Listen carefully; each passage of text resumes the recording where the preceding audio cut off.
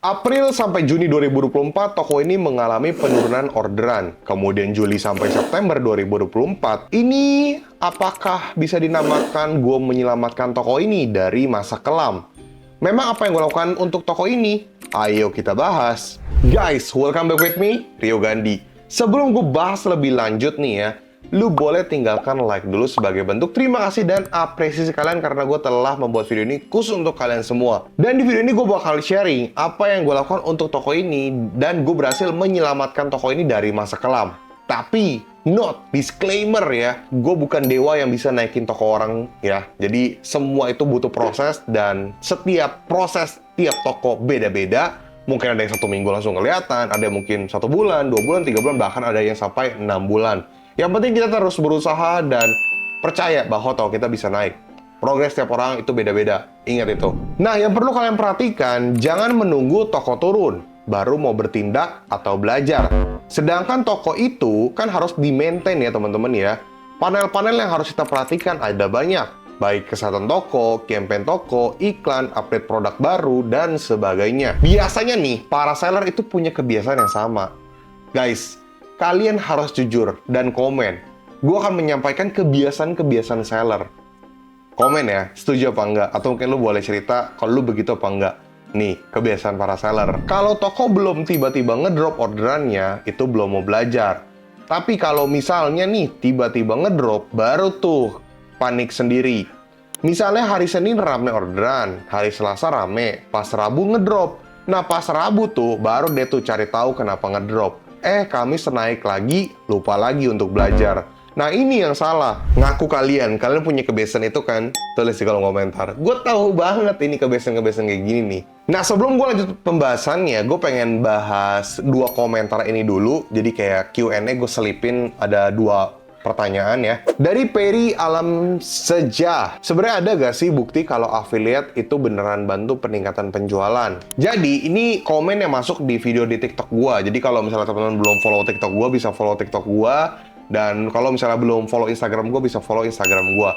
Jadi, di sini kan pertanyaannya, sebenarnya bener gak sih affiliate itu ngebantu penjualan? Jawabannya adalah, ya sebenarnya membantu. Asalkan kita memang ngecek, teman-teman, bener gak sih affiliate ini ngebantu ngejualin produk kita? Bener gak sih dia bawa impact?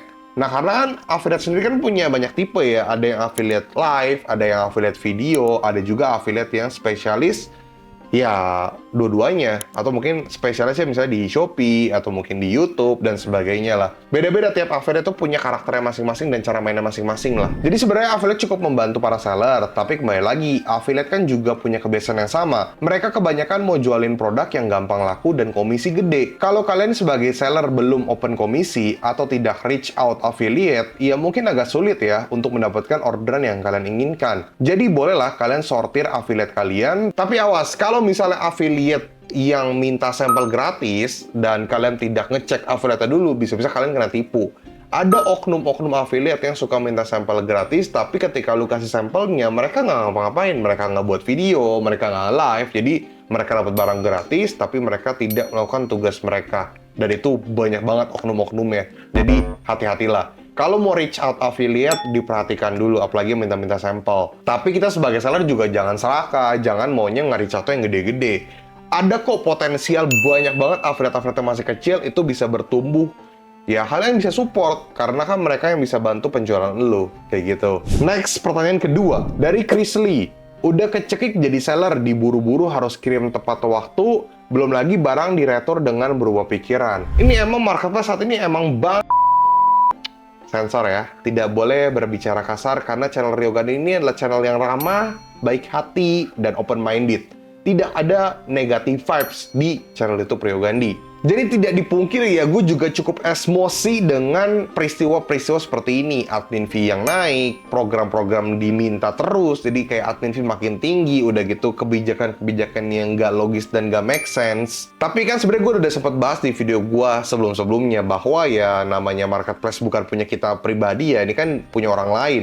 Kita kayak jatuhnya kayak numpang lah, walaupun sebenarnya dia juga butuh kita. Ya kita harus mengikuti peraturan dari mereka. Cuma memang harusnya peraturan-peraturan yang diberikan itu cukup make sense. Jangan kasih peraturan yang nggak make sense, apalagi soal yang termurah. Ya, Kalau gue perhatiin di seller-seller marketplace yang luar, kayak misalnya Amazon, Amazon aja tuh nggak ada tuh kayak filter-filter termurah dan sebagainya tuh tidak ada ya. Sampai saat ini sih gue tidak menemukan ya. Malah mereka tuh kayak hajar-hajarnya tuh strategi marketing kayak top brand, top deals dan sebagainya. Tapi nggak ada tuh yang namanya termurah. Produk yang difilter yang paling murah produknya sama, itu gue rasa tidak ada ya. Jadi menurut gue emang agak ngaco ya kalau di sini. Tapi baik lagi, namanya mereka yang punya platform, cuma kita hanya bisa menyampaikan keluh kesah kita. Nah, makanya di sini ada channel YouTube Rio Gandhi, karena gue tau banget nih, banyak pihak marketplace juga menonton video dari channel YouTube Rio Gandhi. Jadi, kalian boleh tuh komen sebanyak-banyak di kolom komentar YouTube gue, atau mungkin kalian komen biar gue bisa bahas juga topiknya. Karena biar kita bisa reach out mereka, biar mereka tahu juga kejadian di lapangan tuh kayak gimana. Jangan ngebuat peraturan tapi tidak tahu kejadian di lapangan seperti apa. Makanya ada yang channel YouTube Rio Gandhi ini tujuannya untuk seperti itu juga sebenarnya sih. Oke guys, jadi kita akan langsung masuk ke pembahasan apa yang gue lakukan. Jadi kita bahas langsung what should we do. Apa yang harus kita lakukan sebelum atau sesudah toko kita menurun? Tentu saja ada 3 poin penting yang harus kalian lakukan di tahun 2024 ini. Yang pertama, siapkan 1-2 bulan budget untuk testing iklan. Tujuannya adalah supaya mendapatkan data untuk kalian tentukan yang mana produk prioritas untuk dihajar lebih lanjut. Jadi memang lo harus menyiapkan dan lo harus sabar ya. Siapkan budget lebihan nih, jangan pelit. 1-2 bulan untuk kalian mencari tahu dulu produk mana yang sekiranya punya potensial untuk laku di toko lu.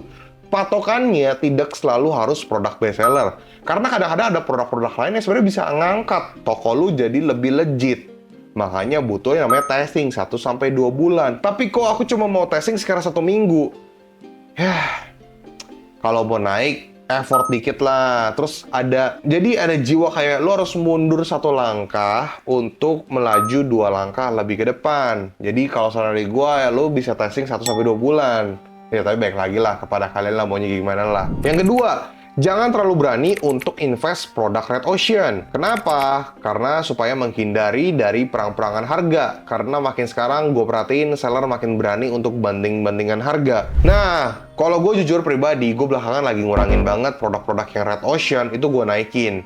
Dalam artian ya banyak, gue naikin campaign, gue naikin iklan, gue agak effort ke produk itu. Kayak gue cek terus nih market price-nya untuk produk ini. Itu gue lagi ngurangin banget karena kalau gue perhatiin seller tuh makin agak barbar ya.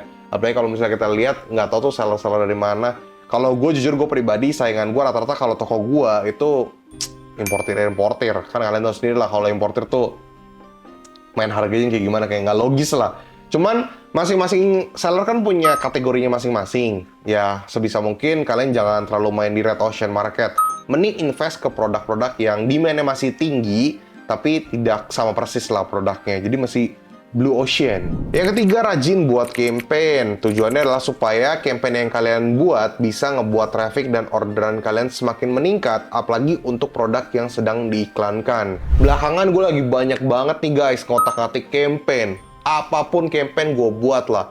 Baik dari campaign toko, kategori, produk, itu gue sering banget buat. Tujuannya supaya ngeubah algoritma dan supaya ngedapetin traffic dan orderan yang gue mau. Baik traffic toko secara harian, mingguan, bulanan, atau mungkin traffic dari produk-produk yang memang lagi gue incar supaya bakal naik, kayak gitu. Nah, kan tadi gue bilang, belakangan gue lagi rajin banget untuk otak-atik campaign. Dan lagi rajin banget buat nganalisa. Kenapa? Karena gue nggak mau salah langkah. Lu bayangin aja, satu toko aja gue bisa analisa sampai 3-6 jam. Kalau produknya cukup banyak, kadang bisa sampai seharian tuh. Dan gue ini kan udah hampir megang seluruh kategori, jadi gue tahu banget apa yang terjadi saat ini. Gue bisa bilang saat ini memang era di mana toko online lagi bener-bener kena ombak besar. Toko ini sendiri aja, yang tadi gue screenshot ya, memang memfokuskan untuk gue babat terus. Gue lumayan gercep untuk hajar toko ini. Kenapa? Jadi ada 3 poin dari yang gue dapat datanya dari toko ini. Yang pertama, SKU produknya cukup banyak, cukup variatif, dan variasi produknya juga cukup banyak. Yang kedua, pembelian rata-rata itu 1 piece per invoice. Yang ketiga, cuma punya 1 produk bestseller. Untuk range harga sendiri, produknya itu 55.000 sampai 75.000 per piece. Nah, dari sini gue dapat evaluasi dari keseluruhan data bahwa ini masih memungkinkan untuk bisa naik dan terhindar dari masa kelam, namun ya butuh waktu juga. Tadinya prediksi gue kan 1-2 bulan, Tapi gue lihat lagi, oh ternyata flow-nya cukup menjanjikan ya setelah gue analisa dan gue coba otak-atik dulu nih. Dan ternyata langsung kelihatan nih, aroma keindahannya itu, aroma harumnya itu udah langsung kelihatan guys. Jadi ternyata ada bagusnya juga ya ketika momentumnya pas lah. Jadi dia masuk ke gue tuh momennya lagi pas banget tuh. Jadi kayak tidak lagi sepi marketnya, demand-nya masih cukup stabil, terus produknya masih dicari, dan gue lihat produknya oke lah, jadi bisa lah langsung naik lebih cepat. Nah di sini kalian bisa lihat Juni 2024 gue fokusnya ke evaluasi dan campaign.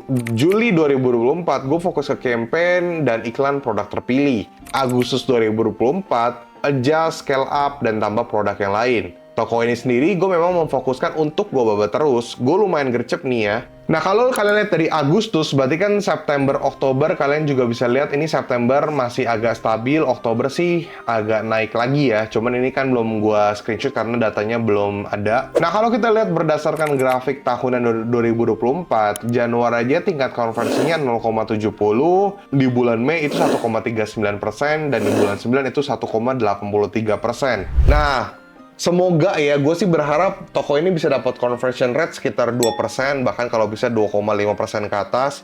Cuman ya we'll see lah ya, karena nanti bentar lagi kan tanggal kembar untuk akhir tahun. Biasanya kan bagus, cuman gue pengen dan gue berharap di tahun depan itu bisa naik ke 2,5% lah. Amin ya. Jadi seperti yang gue bilang, kalau Tuhan memberi jalan, kita semangat, kita selalu evaluasi, kita mau belajar, jangan pesimis, jangan negative thinking, pasti ada jalan. Nah, Tuhan memberi jalan, kadang-kadang kan kita selalu dapat kayak nggak selalu soal instan guys ya. Ada yang mungkin kelihatannya 1 bulan, 2 bulan, 6 bulan, mungkin 8 bulan. Tiap orang jalannya beda-beda lah. Intinya lu sabar dan berusaha menurut gue ya. Jadi so far sih gue happy dengan toko yang ini. Traffic naik, orderan naik, CVR naik, produk-produknya juga udah hampir rata-rata naik semua, cukup rata, dan ya, nice. Dan jujur gue berharap semoga toko ini tidak kena penalti, produknya ready terus, dan jangan sampai tiba-tiba jadi sombong dan jadi nggak mau up to date dan sebagainya. Itu yang harus dihindari. Kita sebagai bisnis online, owner, entrepreneur, kita harus selalu haus akan ilmu. Tapi kita juga nggak boleh terlalu cepat puas, tapi kita juga tidak boleh terlalu kayak menggebu-gebu, tapi kita juga nggak boleh terlalu pesimis. Oke guys, segitunya video dari gua. Semoga kalian mendapatkan insight baru, pengalaman baru. Kalian boleh komen sebanyak-banyaknya kalian pengen gue bahas video apa.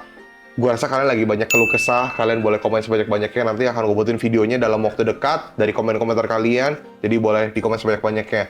Dan buat di sini yang pengen beli digital course gue, bisa ke link di bawah ini. Dan kalau misalnya kalian pengen nanya-nanya soal jasa-jasa gua untuk jasa konsultan, atau mungkin gua megang toko kalian, atau mungkin kalian pengen tokonya gue cek dan sebagainya, itu bisa hubungi ke nomor di bawah ini. Ingat guys, nomor tersebut hanya untuk kebutuhan jasa gua saja, tidak untuk kebutuhan yang lain. Kalau misalnya ada penawar-penawar lain, itu bisa ke email, atau kalau pengen curhat-curhat atau nanya-nanya bisa ke DM Instagram gua saja. Dan mohon maaf kalau misalnya chatnya dibalas agak lama, karena chatnya yang masuk itu sangat-sangat banyak. Mohon bersabar, kalian boleh chat ulang, tapi nggak usah marah-marah karena memang chatnya banyak sekali. Mohon bersabar guys. Dan mohon maaf dari Rio Gandhi. Oke guys, Rio Gandhi, peace out.